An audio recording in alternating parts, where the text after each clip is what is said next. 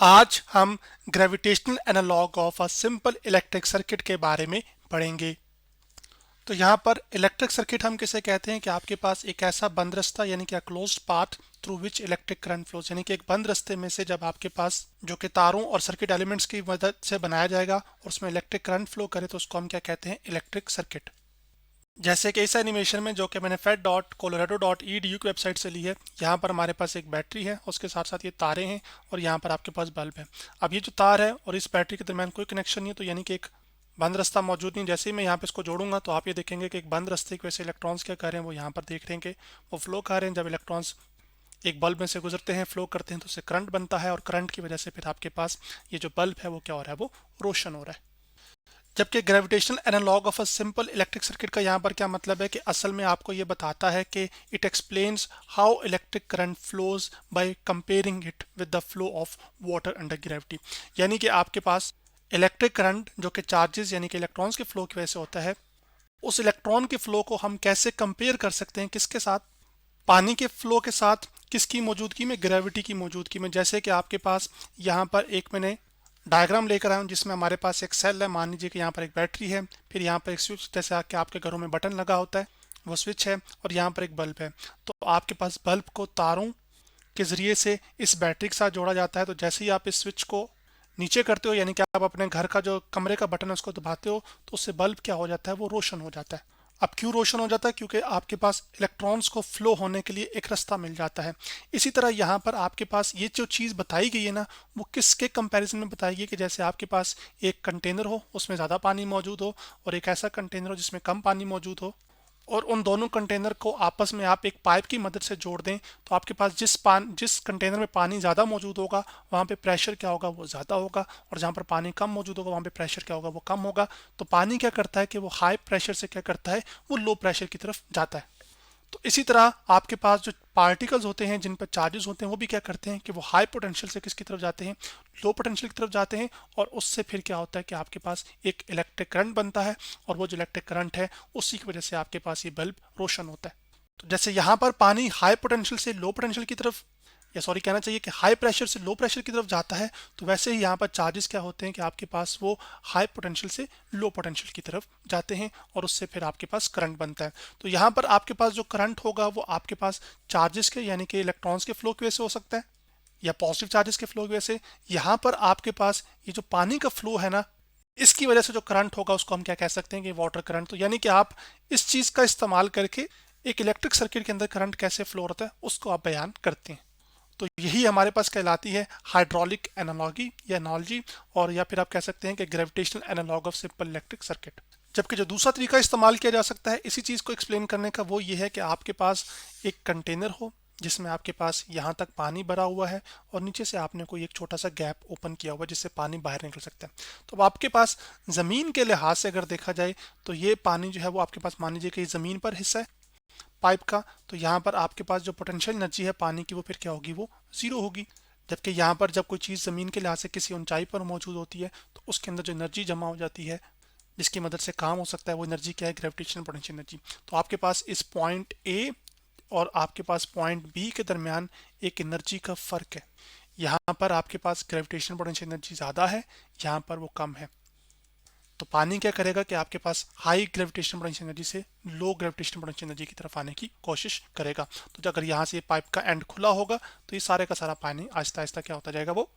बाहर निकलता जाएगा, और तब तक होता रहेगा जब तक सारे का सारा पानी बी पॉइंट पर ना आ जाए या यहाँ से बाहर ना निकल जाए। तो अब आपके पास इस वाले सिस्टम को जब इसके साथ कंपेयर किया जाए, यानी कि एक इलेक्ट्रिक सर्किट है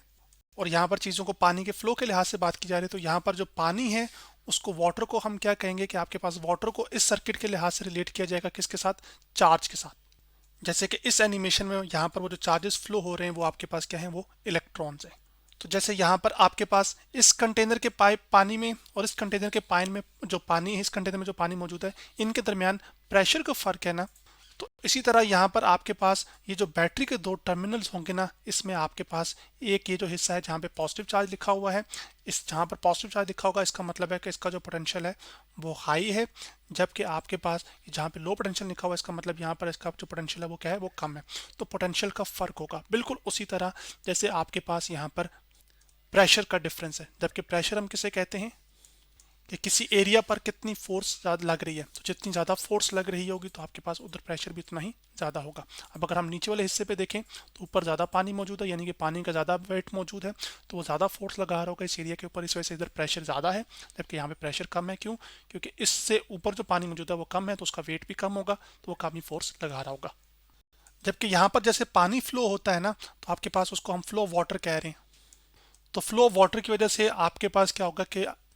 ये जो लो प्रेशर वाला पानी है वो भी उस लेवल पर आने की कोशिश करेगा जो कि आपके पास, इससे जो है ना आपके पास ये हो कि उसका जो प्रेशर है वो बढ़ जाए, और एक टाइम ऐसा आएगा कि दोनों तरफ जो कंटेनर में पानी मौजूद होगा वो प्रेशर एक जितना हो जाएगा। तो आपके पास उससे फिर ये होगा कि पानी ना दाएं से बाएं कंटेनर में जा रहा होगा, या कहना चाहिए ना बाएं से दाएं कंटेनर में जा रहा होगा और ना दाएं से बाएं में। क्यों? क्योंकि आपके पास दोनों के दरमियान प्रेशर का कोई फर्क ही नहीं है। इसी तरह यहाँ पर आपके पास वो जो जैसे फ्लो वाटर को यहाँ पर उससे जो करंट बन रहा है उसको वाटर करंट कहते हैं, तो यहाँ पर ये जो इलेक्ट्रॉन्स फ्लो कर रहे होंगे ना, या पॉजिटिव चार्जेस फ्लो कर रहे होंगे, उसकी वजह से जो करंट बन रहा होगा वो, या उन चार्जेस के फ्लो की वजह से हमारे पास क्या बनेगा, वो करंट होगा। यहाँ पे फ्लो का मतलब है कि हरकत करते हुए जाना। जैसे कि इस एनिमेशन में आप देख सकते हैं कि वो इलेक्ट्रॉन्स मूव करते हुए जा रहे हैं, बल्ब में से गुजर रहे हैं, तो अब बल्ब को अपनी एनर्जी वो देते हैं, और उससे फिर क्या होता है कि बल्ब रोशन होता है, और फिर आपके पास वो इलेक्ट्रॉन्स आगे तार की मदद से होते हुए वापस इधर आ जाते हैं। जबकि यहाँ पर हम वोल्टेज किसे कहते हैं, वोल्टेज हम किसे कहते हैं कि आपके पास difference of electrical potential energy per unit charge, यानी कि जो दो पॉइंट्स के दरमियान एक इलेक्ट्रिक सर्किट के अंदर पोटेंशियल एनर्जी का फर्क होगा ना पर यूनिट चार्ज के लिए, यानी कि आपके पास एक कूलम के चार्ज के लिए, वही असल में क्या कहलाता है, वोल्टेज। अगर वो एनर्जी का दरमियान डिफरेंस नहीं होगा तो फिर आपके पास वो वोल्टेज या पोटेंशियल डिफरेंस, उसको हम क्या कहेंगे, वो आपके पास कितना है, वो जीरो है। जबकि इलेक्ट्रिकल पोटेंशियल एनर्जी क्या होती है कि आपके पास जो दो चार्जेस के दरमियान, जैसे कि आपके पास एक इलेक्ट्रॉन हो, जैसे कि मैं यहाँ पे लिख रहा हूँ एक इलेक्ट्रॉन, और यहाँ पे एक दूसरा इलेक्ट्रॉन, तो इनकी जो पोजीशन की वजह से जो इनके अंदर एनर्जी स्टोर हो जाती है, उस एनर्जी को हम क्या कहते हैं, इलेक्ट्रिकल पोटेंशियल एनर्जी। तो जैसे कि इस एनिमेशन में आपके पास ये जो बैटरी का जो ये एक पॉजिटिव पोटेंशियल है, ये वाला हिस्सा जो कि येलो कलर से आपको दिखाई दे रहा है, और जो ब्लैक हिस्सा ये नेगेटिव पोटेंशियल है। पॉजिटिव पोटेंशियल का यहाँ पर मतलब ये है कि आपके पास यहाँ पर पॉजिटिव चार्ज की कंसंट्रेशन ज़्यादा है, जबकि नेगेटिव पोटेंशियल का मतलब या लो पोटेंशियल का मतलब यहाँ पर ये है कि आपके पास यहाँ पर नेगेटिव चार्ज ज़्यादा है। तो आपके पास ये इसका मतलब ये है कि अगर आप यहाँ पर देखे जाए तो आपके पास चार्ज का जो फर्क है ना वो क्रिएट हुआ हुआ है, यानी कि चार्ज की सेपरेशन क्रिएट हुई हुई है। एक हिस्से पर पॉजिटिव चार्ज ज़्यादा है और दूसरे हिस्से पर नेगेटिव चार्ज ज़्यादा है। तो जब आपके पास तारों की मदद से आपके पास इस सर्किट के अंदर कुछ कंपोनेंट जोड़ा जाए, तो फिर चार्ज क्या करता है कि वो आपके पास यहाँ से फ्लो होता हुआ इस बल्ब में से जाता है, और आपके पास फिर यानी कि यहाँ से पॉजिटिव चार्जेस फिर क्या करेंगे कि वो आपके पास क्या करेंगे कि वो इस बैटरी के हाई पोटेंशियल से जाएंगे, और किस तरफ जाएंगे, आपके पास लो पोटेंशियल की तरफ, क्योंकि ऑपोजिट चार्जेस एक दूसरे को क्या करते हैं, अट्रैक्ट भी करते हैं। एक तो ये भी वजह है, दूसरा ये कि चीज़ें हमेशा क्या करती हैं कि जैसे पानी हाई प्रेशर से लो प्रेशर की तरफ मूव करता है, वैसे ही चार्जेस भी क्या करते हैं कि वो हाई पोटेंशियल से लो पोटेंशियल की तरफ जाएंगे, और उस जाते वक्त वो एक काम भी करेंगे, और वो काम ये भी करेंगे कि आपके पास ये जो बल्ब है उसको अपनी एनर्जी भी देंगे, जिससे बल्ब क्या हो जाएगा, रोशन हो जाएगा। इस चीज़ को आप इस हाइड्रोलिक एनालॉजी से कैसे रिलेट कर सकते हैं, उसको आप इस एनिमेशन से समझ सकते हैं। जैसे कि पानी एक ऊंचे हिस्से से यानी कि ऊंचाई से यानी कि पहाड़ से एक नीचे की जाने आ रहा है, तो अगर हम यहाँ पर कोई एक चीज़ जैसे कि टरबाइन लगा दें, तो आपके पास पानी ऊपर से तो नीचे आ रहा है, लेकिन उसके साथ साथ वो पानी क्या कर रहा है, एक काम कर रहा है, किसके ऊपर, आपके पास इस टरबाइन के ऊपर। उससे जो टरबाइन है वो घूम रही है, और जब टरबाइन्स घूमती हैं तो इससे इलेक्ट्रिसिटी जनरेट होती है, और आपके पास वही इलेक्ट्रिसिटी आपके घरों में भी आती है। अब ये जो टरबाइन है आपके पास, ये जितनी ज़्यादा रुकावट पैदा करेगी आपके पास कि ये पानी ऊपर से नीचे ना जाए, तो इसका मतलब ये होगा कि आपके पास ये इसकी जो रेजिस्टेंस है ना, यानी कि रुकावट करने की जो सलाहियत है वो ज़्यादा है, तो यहाँ पर ये आपके पास रेजिस्टेंस टू वाटर फ्लो होगी। लेकिन अगर यही चीज़ इलेक्ट्रिक सर्किट के अंदर आ जाए तो उसको फिर हम क्या कहते हैं, रेजिस्टेंस, जो कि चार्ज के फ्लो को रोकती है। मिसाल के तौर पर आपके पास यहाँ से पॉजिटिव चार्जेस फ्लो करते हुए आ रहे हैं आ रहे हैं आ रहे हैं, उसके बाद यहाँ पर आपके पास एक टरबाइन लगी हुई है, समझ लीजिए। ये जो टरबाइन है इसका काम हम मान लेते हैं कि अभी आपके पास ये है कि ये एक रेजिस्टेंस का रोल प्ले करे, तो हम कह सकते हैं कि यहाँ पर एक इलेक्ट्रिक सर्किट के अंदर रेजिस्टेंस लगी है। वो रेजिस्टेंस क्या करती है कि वो चार्ज के फ्लो को अपोज करती है, और उसकी एनर्जी को क्या करती है, वो असल में इस्तेमाल करती है, जिससे बल्ब रोशन भी होता है, उसके साथ साथ वो बल्ब हीट भी होता है। तो आप ये देख सकते हैं कि यहाँ पर अब आपके पास ये ऊंचाई से चार्जेस आ रहे हैं, तो इनका मतलब है यहाँ पे हम ये समझ सकते हैं कि इनके पास हाई इलेक्ट्रिकल पोटेंशियल एनर्जी है। लेकिन जैसे ही अपनी उन्होंने एनर्जी इसको ट्रांसफर की, तो उसकी जो पोटेंशियल एनर्जी है, इलेक्ट्रिकल पोटेंशियल एनर्जी, वो अब फिर क्या होगी है, वो कम होगी है। फिर ये इधर जाएंगे, फिर बैटरी क्या करेगी कि आपके पास जब ये पॉजिटिव चार्जेस लो पोटेंशियल पे जाएंगे, तो बैटरी फिर इनके ऊपर काम करेगी और इनको नीचे से फिर ऊपर यानी कि हाई पोटेंशियल पर भेजेगी, यानी कि इनको एनर्जी प्रोवाइड करेगी, फिर वही चार्जेस आपके पास दोबारा मूव करते हुए आ जाएंगे। और ये तब तक चलता रहेगा जब तक बैटरी के अंदर जो काम करने की सलाहियत है वो ख़त्म ना हो जाए। तो जैसे ही बैटरी के अंदर ये सलाहियत ख़त्म हो जाए कि वो आपके पास जो चार्जेस इसके नेगेटिव टर्मिनल पर आते हैं यानी कि पॉजिटिव, वो अगर उनको वापस पॉजिटिव पे ना लेके जा सके तो इसका मतलब है कि बैटरी डेड हो गई है। अब इसी चीज़ को अब आप ये है ना, एक और जो बात मैं यहाँ से समझाना चाहता हूँ, अगर आप एक की बजाय दो रेजिस्टेंस लगा दें यानी कि एक टरबाइन की बजाय दो टरबाइन लगा दें, पहले कुछ एनर्जी यहाँ पे लूज होगी, फिर आपके पास यहाँ पर लूज होगी।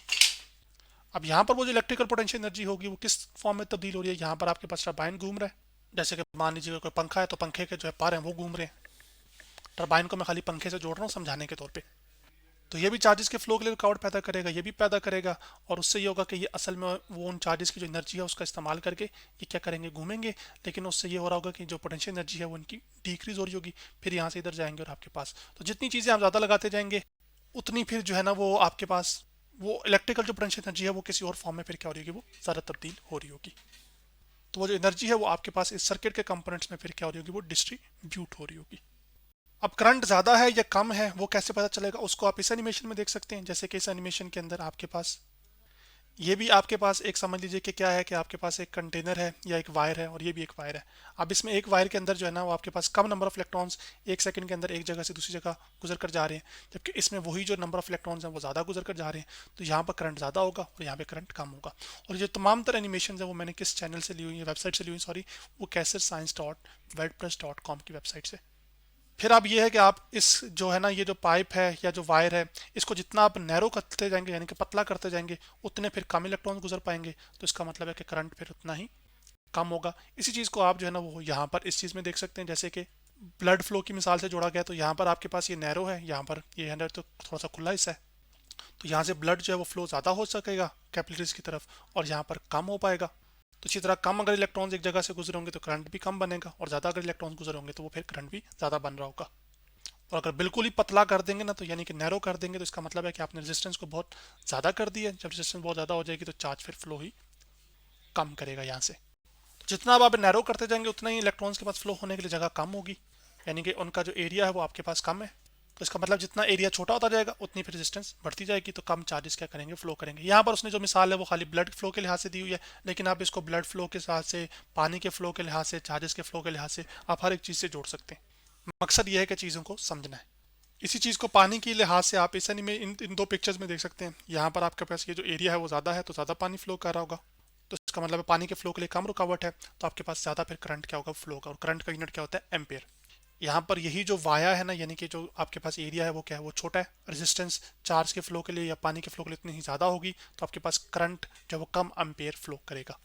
इसी तरह यहाँ पर आपके पास ये जो हिस्सा है इसको बहुत पतला कर दिया गया, यानी कि इसकी जो मोटाई है वो कम है आपके पास, तो चार्जेस कम फ्लो कर पाएंगे एक सेकंड के अंदर इस हिस्से में से, तो करंट फिर यहाँ पर क्या होगा, वो कम होगा। और जब करंट कम फ्लो कर रहा है तो आपके पास इसका मतलब यहाँ पर यही है कि रेजिस्टेंस क्या है, वो ज़्यादा है। जबकि हम ये मान के चल रहे हैं कि आपके पास वो जो पोटेंशियल है ना वो उसको आपने फिक्स किया हुआ, यानी कि जो बैटरी है उसका जो वोल्टेज है उसको आप तब्दील नहीं करे। इसी तरह इस हिस्से में आपके पास जो है वो एरिया ये क्या है, वो ज़्यादा है, तो ज़्यादा नंबर ऑफ इलेक्ट्रॉन एक जगह से एक सेकंड के अंदर गुजर सकते हैं, तो करंट या चार्जेस के फ्लो के लिए रुकावट कम पैदा होगी। जहाँ पर वो रुकावट पानी के लिए कम पैदा होगी तो हम कहेंगे कि यहाँ पर रेजिस्टेंस क्या फिर वो कम है। तो आज हमने क्या किया कि आपके पास एक ग्रेविटेशनल एनालॉग का इस्तेमाल किया जिससे सिंपल एक इलेक्ट्रिक सर्किट के अंदर करंट कैसे फ्लो होता है उसको समझा।